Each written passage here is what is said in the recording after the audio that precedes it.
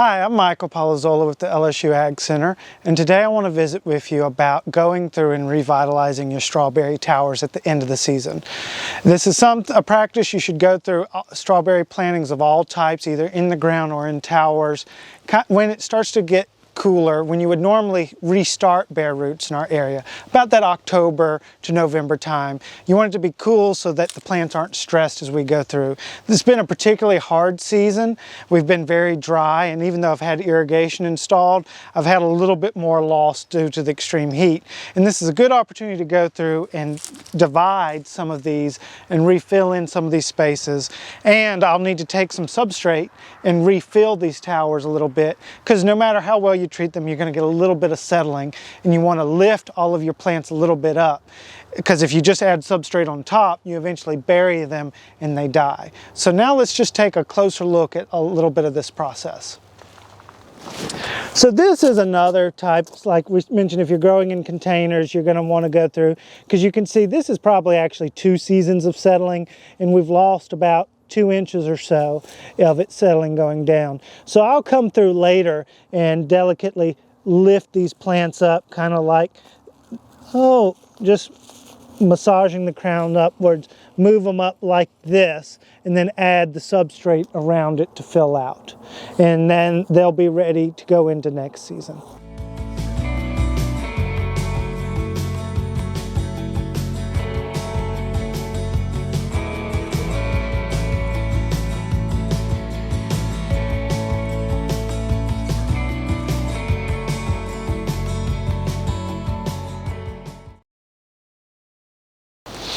So I took the top off here. The top rows of these towers tend to do the best because they get the most water and often the most nutrients when you feed through your irrigation system like I do. And you can see even with that situation, we lost 1 plant here. You want to go ahead and remove these dead ones and replace that space with substrate. And what we're also going to do is, where these plants did really well, we're going to divide and only leave about 1 plant in each pocket.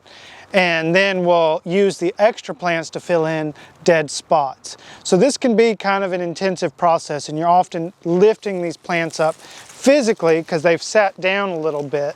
So you can see, like this one, where the runner is even still attached to where the plants were. We're going to break that off, and I'm going to try to keep it intact like this as I build up and put it back right here.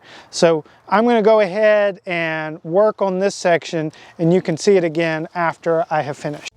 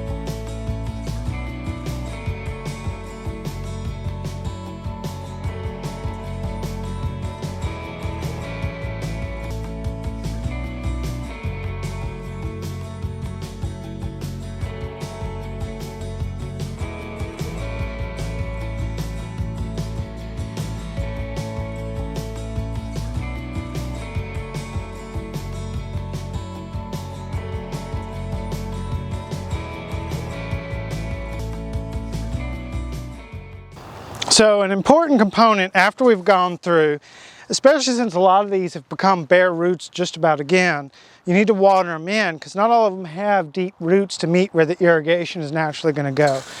So you want to add just lightly some water so that one, they get used to their new spot, and two, that the irrigation running will meet them now. And they're going to look terrible because you can see where all the substrate is kind of drooping down. And most of these though should make it. And I went through about 2 weeks ago and did what you just saw, and you can see where it's starting to put out new leaves from the crown. The plants are already looking fine, and you notice I pile up high knowing that it's going to settle as that when I do that watering and as the plants get used to their new environment. So hopefully within 2 weeks you should start to see new growth coming out of the crowns that you have, and this should be getting ready for you to hopefully have berries in the spring.